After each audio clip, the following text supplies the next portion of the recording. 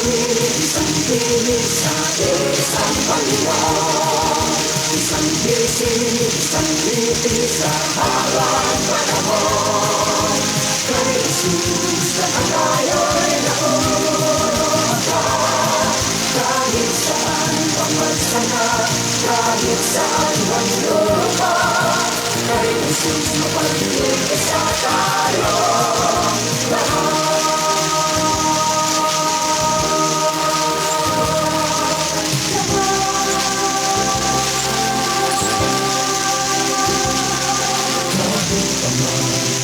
Ibang dalangin, hinihiling ng isang Diyos natin. Kahit naman sa libong pangyayari, napatami ang pinag-iitaran natin. Kahit naman sa saan-saan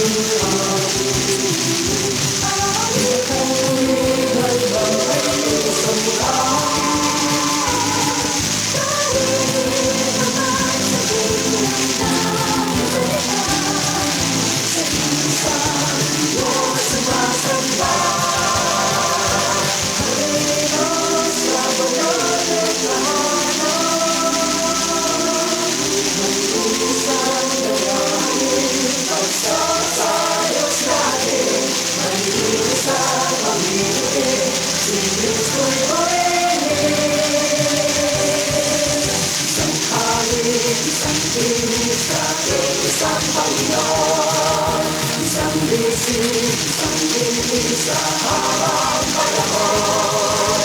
Kay Jesus lahat tayo'y nakuha, kahit saan mang magsama, kahit saan mang lupa. Kay Jesus mapag-isa tayo lahat.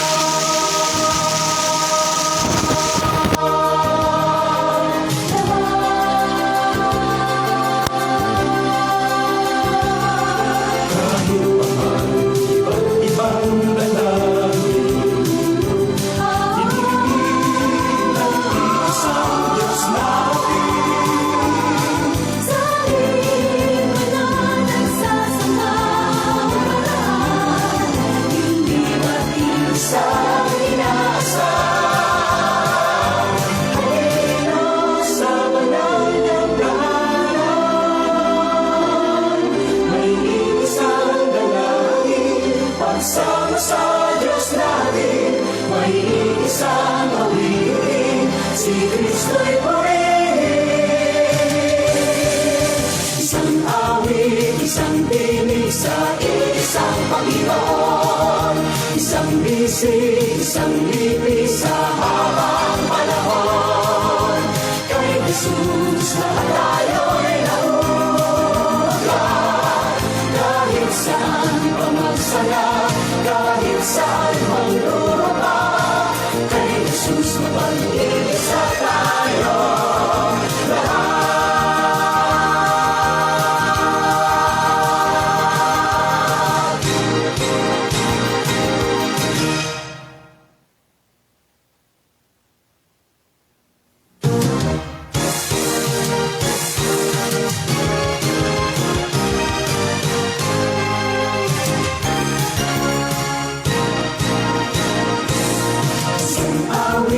Isang tinig sa isang Panginoon, isang bisig, isang lipi sa habang panahon.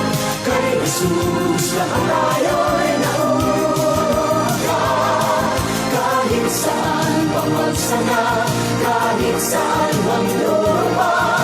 Kay Jesus mapag-isa tayo lahat.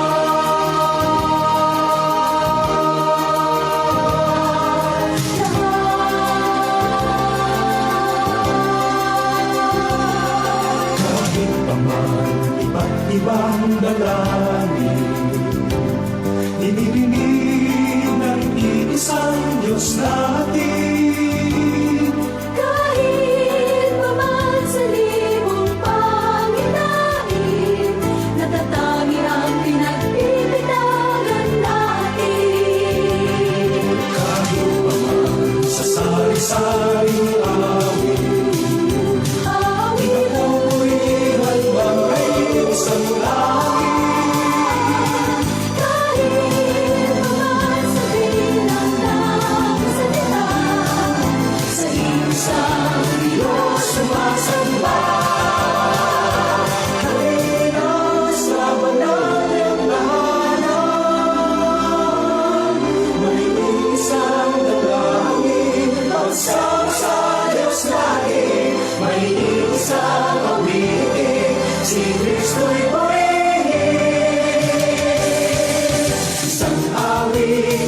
tinig sa isang Panginoon, isang bisig, isang libis sa habang panahon. Kay Jesus lahat tayo'y nauugat, kahit saan mamasagat, kahit saan maglulupa. Kay Jesus mabang-isa tayo.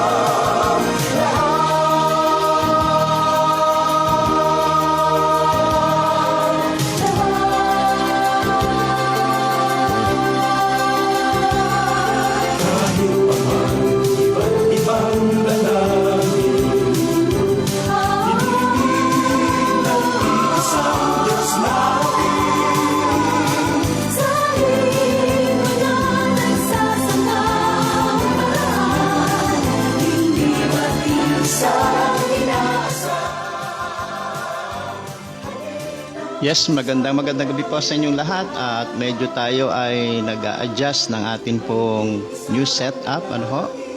Kaya hindi ho ako nakapasok po kaagad.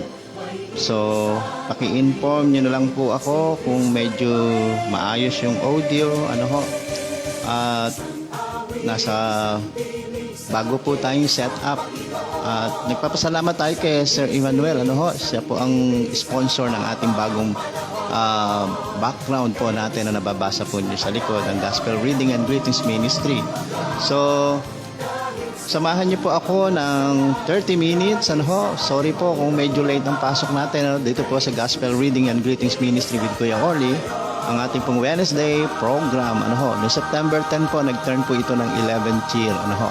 So, hindi lang ho tayo nakapag-program nung Saturday, dahil ho meron tayong inasikasong pulong at ito po ay ating dinaluhan. So ngayon nga po ay Wednesday, ano ho, at samahan niyo po ako ng 30 minutes at ngayon nga po ay September, September ngayon? September 13, 2023. So i-ready na po natin ang ating mga sarili, ano ho, at pakinggan po natin ang awiting mga inihanda po sa inyo.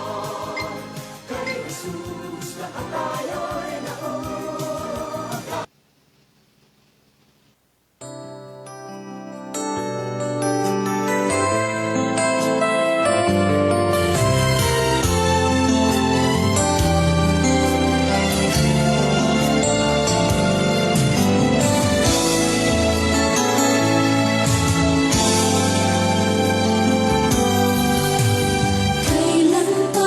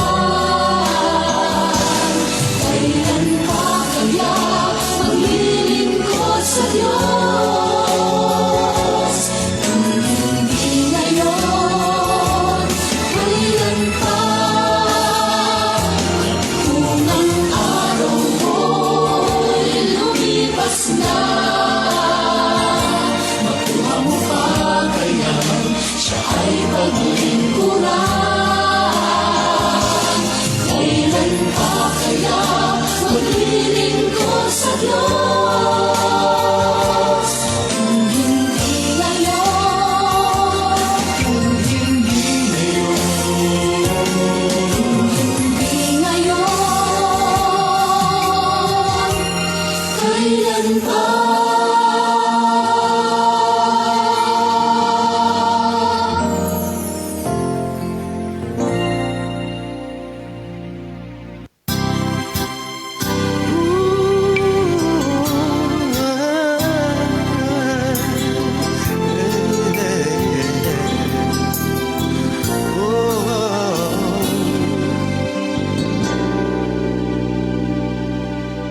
Madilim ang isipan, pasay kabigatan, at tila ba pinaglahuan ng kapayapaan.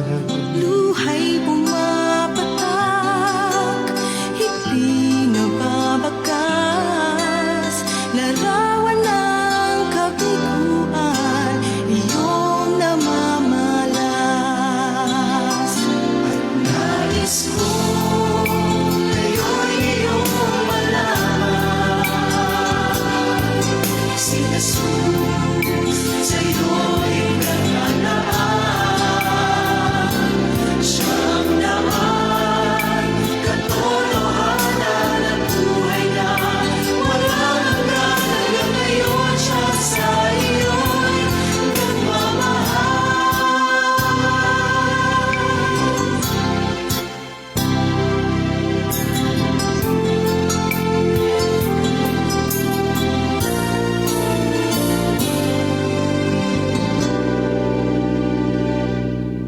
Kaya't ang puso'y ilaan, ang Diyos pagtiwalaan.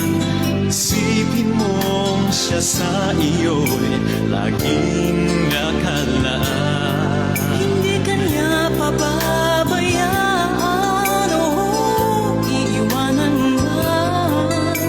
Pangako niya'y makakamtan ngayon at kailanman.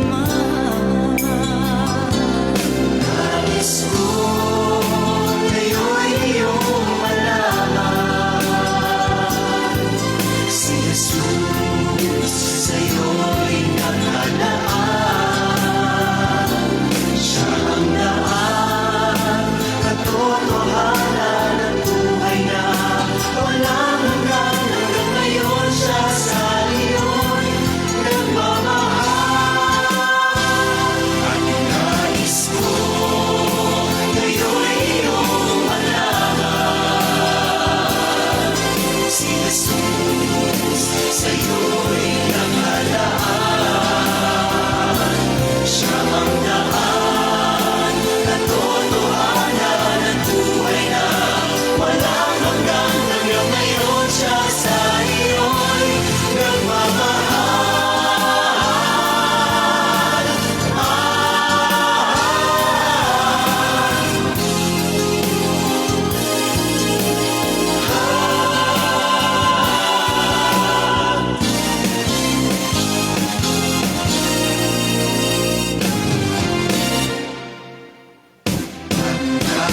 Nais ko ngayon iyong malaman, si Jesus sa'yo'y naglalaan.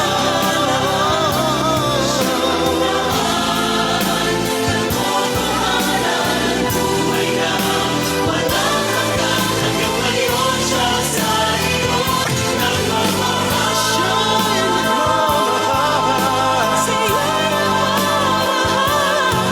Hanggang ngayon siya sa iyo'y nagmamahal. Ngayon siya sa'yo'y nagmamahal.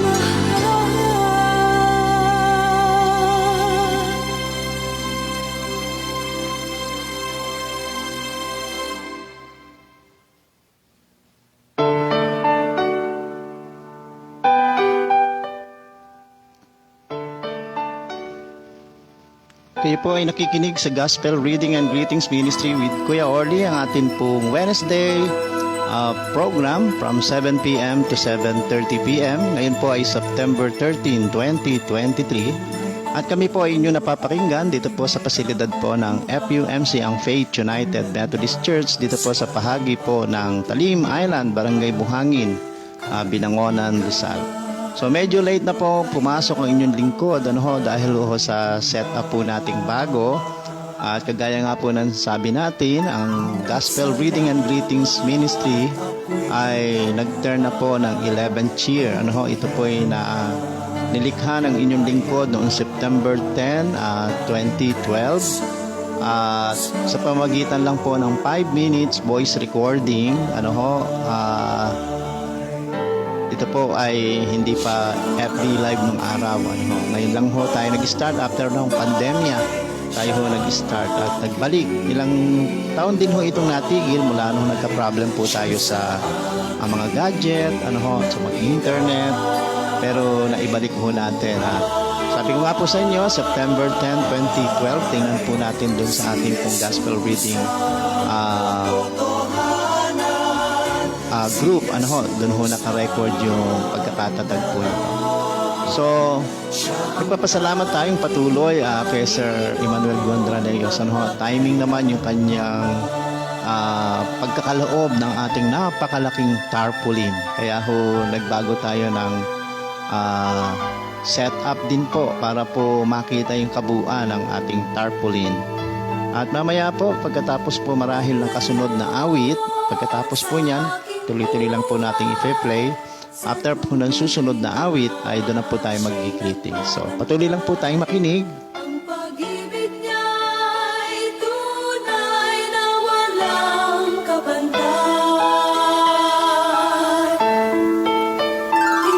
Hindi na ako mangangamba. Si Jesus laging kasama. Siya ay akin at ako'y sa Kanya.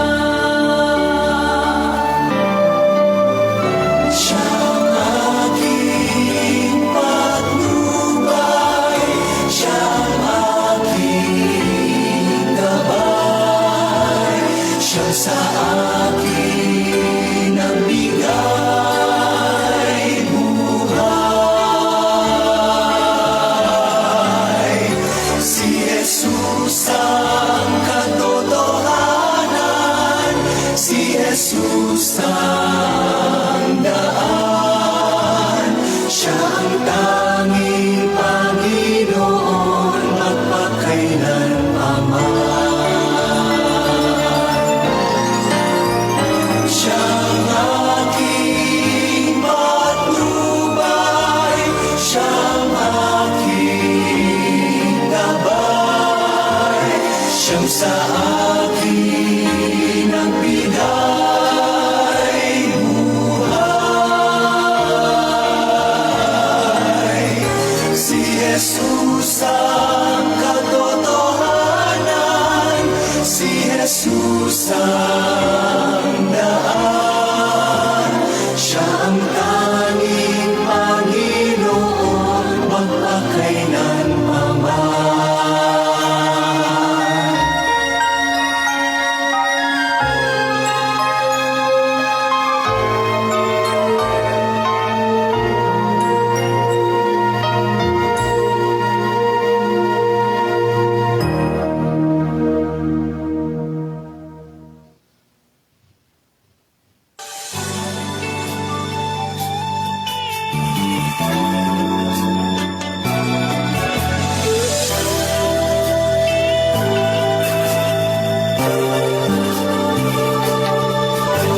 Narito kami, nagpapakumbaba, sumasamba sa iisang Diyos.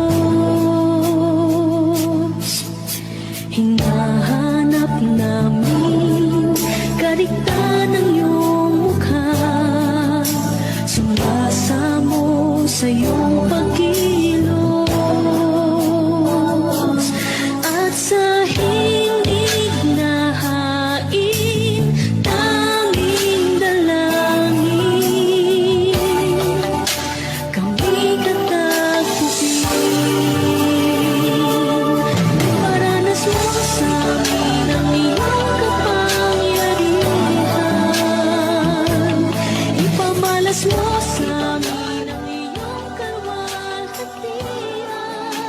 Okay, tayo po ay nasa batian portion na po at ating pong binabati ang mga sumusunod. Binabati po natin si Michelle de la Cruz na nasa Dubai po. Magandang hapon po sa inyo dyan.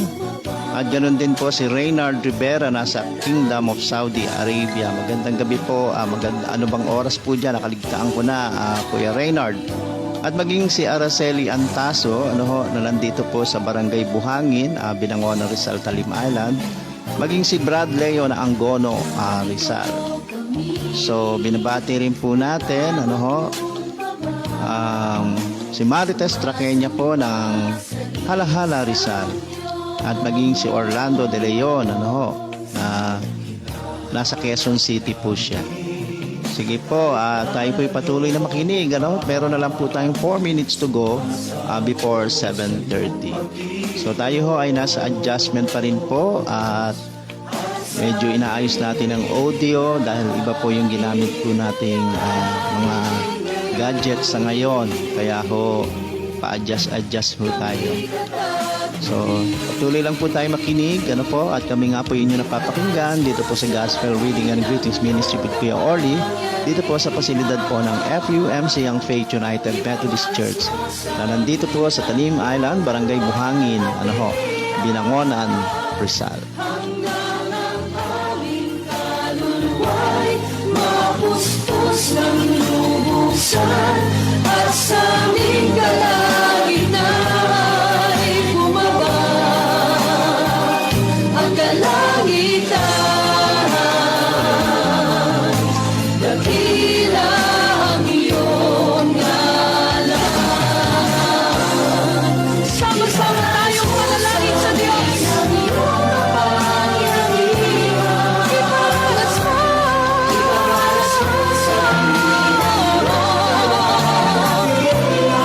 Ang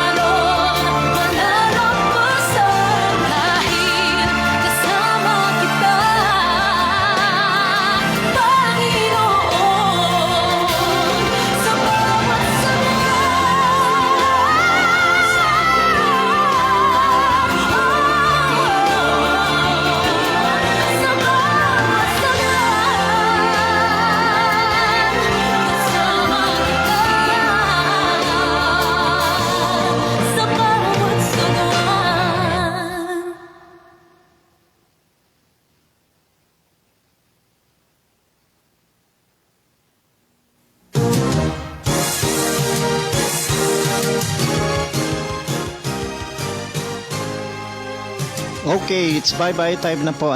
Paumanhin po kanina sa simula. Medyo matagal nakapasok ng inyong lingkod dahil tinetest po natin yung bagong setup.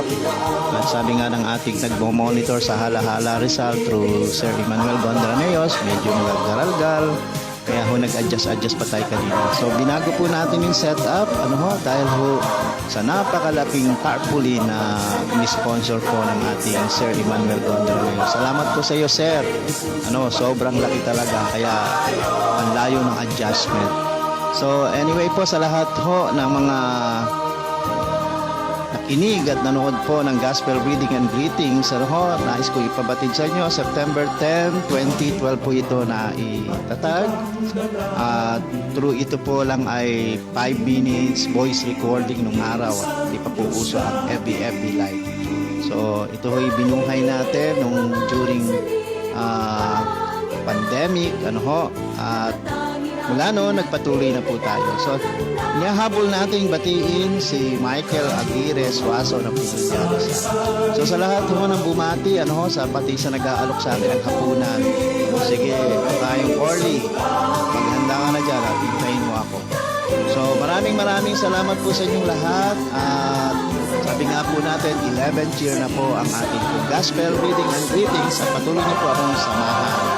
Magkarinigan po tayo pag Sabado, sana maayos na rin po yung setup natin doon po sa part naman ng barangay Bumbong, doon po sa Bumbong Mission ng Amazing Grace United Methodist Church. Pag Sabado po, nandun na po ang inyong lingkod. So again maraming salamat po sa inyo and God bless you all. Magkarinigan tayo sa mga susunod na programa ng Gospel Reading and Greetings Ministry with Kuya Orly. God bless po.